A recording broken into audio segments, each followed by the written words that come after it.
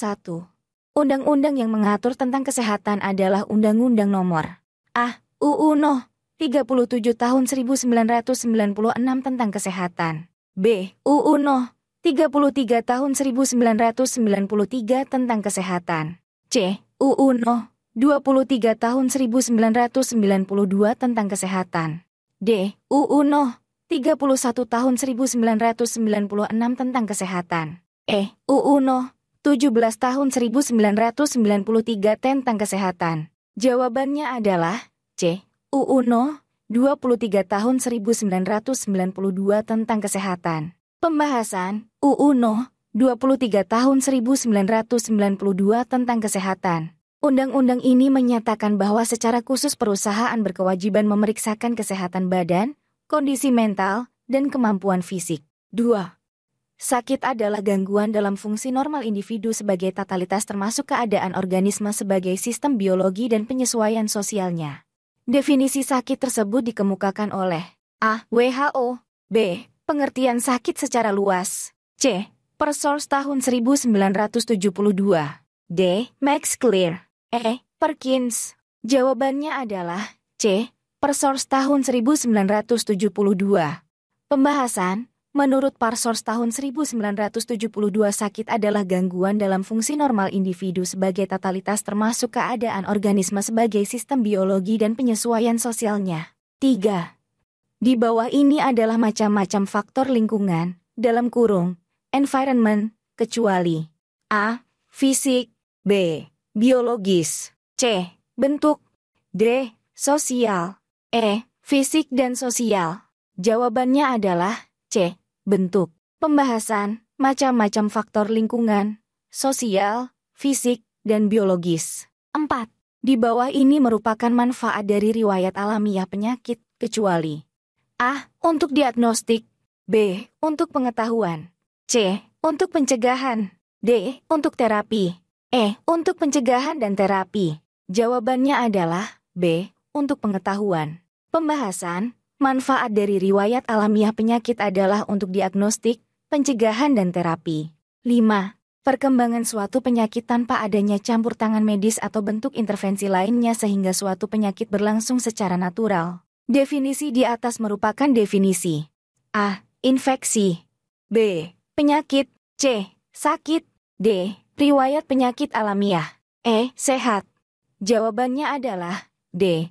Riwayat penyakit alamiah. Pembahasan, riwayat penyakit alamiah adalah perkembangan suatu penyakit tanpa adanya campur tangan medis atau bentuk intervensi lainnya sehingga suatu penyakit berlangsung secara natural. 6. Metode apakah yang paling tepat untuk melakukan penyuluhan diare pada anak-anak?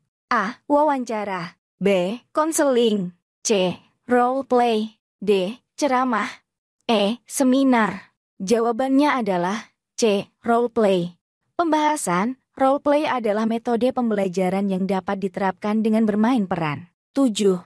Dalam rangka penyelenggaraan kegiatan penyuluhan mengenai pemberian gizi yang baik, saudara bermaksud mengandung kadar RW12 orang. Metode penyuluhan yang sebaiknya digunakan A. Konseling. B. Lokakarya. C. Ceramah. D. Role play. E. Seminar. Jawabannya adalah A. Konseling. Pembahasan, konseling adalah proses pemberian bantuan yang dilakukan oleh seseorang ahli, dalam kurung, konselor atau pembimbing, kepada individu yang mengalami sesuatu masalah, dalam kurung, konseli, yang bermuara pada teratasinya masalah yang dihadapi klien. 8. Dilakukan penelitian di suatu komunitas. Terdapat perempuan 350 orang dan laki-laki 250 orang dengan menderita risiko STD. Didapatkan 85 orang menderita sifili, GO, dan HIV. Dari jumlah tersebut, laki-laki sebagian menggunakan kondom saat berhubungan seksual. Upaya apakah yang dilakukan pada laki-laki tersebut? A. Health promotif. B. Health preventif. C. Self-healthing. D. Limitation disability. E. Specific protection. Jawabannya adalah E. Specific protection. Pembahasan, specific protection adalah suatu upaya spesifik untuk mencegah terjadinya penularan penyakit tertentu untuk memberikan perlindungan terhadap suatu penyakit sebelum terjangkitnya penyakit tertentu. 9. Di bawah ini yang merupakan pilar utama ilmu kesehatan masyarakat adalah, kecuali A. Administrasi kesehatan masyarakat, B. Pendidikan kesehatan dan ilmu perilaku, C. Kesehatan lingkungan, D. Epidemiologi, E. Pengobatan. Jawabannya adalah E. Pengobatan. Pembahasan pilar utama ilmu kesehatan masyarakat antara lain: 1. Administrasi kesehatan masyarakat, 2. Pendidikan kesehatan dan ilmu perilaku, 3. Kesehatan lingkungan, 4. Epidemiologi, 5.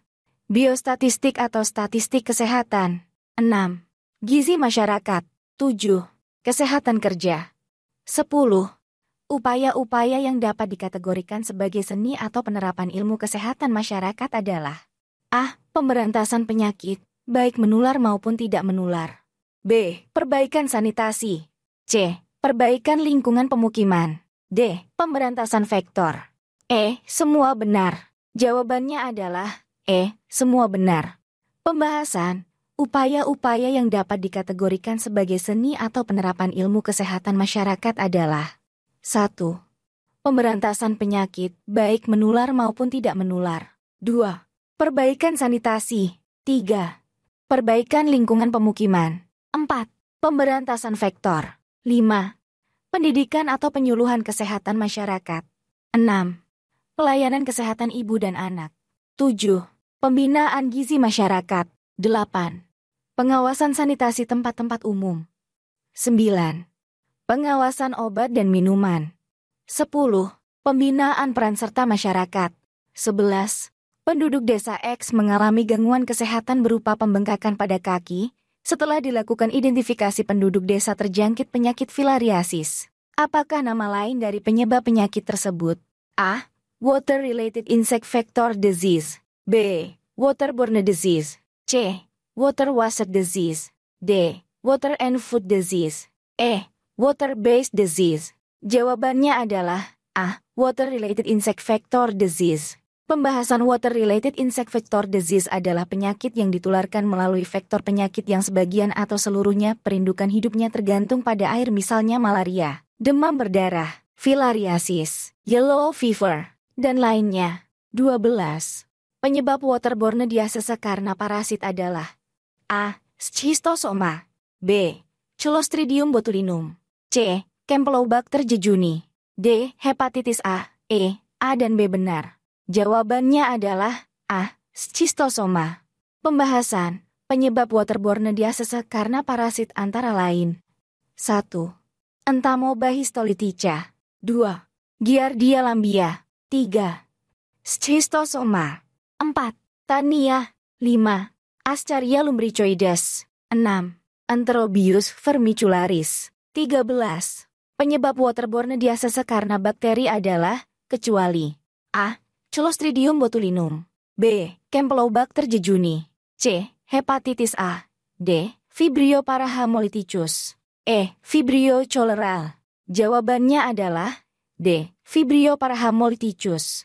Pembahasan penyebab waterborne disease karena bakteri antara lain: 1. Clostridium botulinum, 2. Campylobacter jejuni, 3. Vibrio parahaemolyticus, 4. Vibrio cholerae, 5. Escherichia coli, 6. Shigella dysenterial, 7. Salmonella typhi, 14. Penyebab waterborne disease karena virus adalah, kecuali A. Rotavirus, B. Calicivirus, C. Enteric adenovirus, D. Vibrio cholerae virus, E. Poliovirus. Jawabannya adalah D. Vibrio cholerae virus. Pembahasan penyebab waterborne disease karena virus antara lain: 1. Rotavirus, 2. Calicivirus, 3. Enteric adenovirus, 4. Hepatitis A, 5.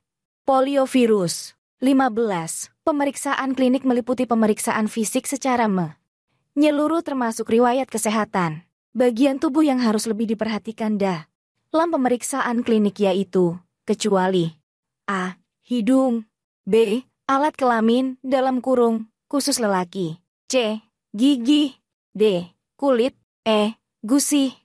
Jawabannya adalah A. Hidung. Pembahasan, pemeriksaan klinik meliputi pemeriksaan fisik secara menyeluruh termasuk riwayat kesehatan. Bagian tubuh yang harus lebih diperhatikan dalam pemeriksaan klinik yaitu alat kelamin, dalam kurung, khusus lelaki, gigi, kulit, dan gusi.